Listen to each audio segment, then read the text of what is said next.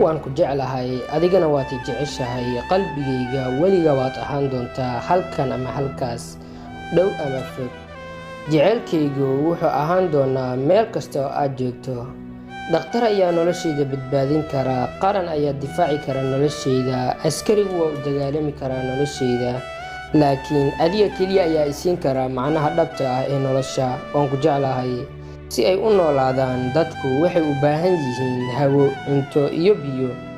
keliya waxaan u baahanahay laabtaada dholocadeyntaada iyo dhunkashadaada waan ku jeclahay waxaa tahay midda iigu quruxda badan iiguna wanaagsan barkayga aniguna waan ku jeclahay si ka fiican intaan isjeclahay maalin kasta aan kula joogo waxay iga dhigaysaa inaan la kulmay nolosha oo dhan waxaad maalin kasta i dareensiisaa sida nolosha oo kale waan ku jeclaan doonaa nolol kasta dhibaato ma lahan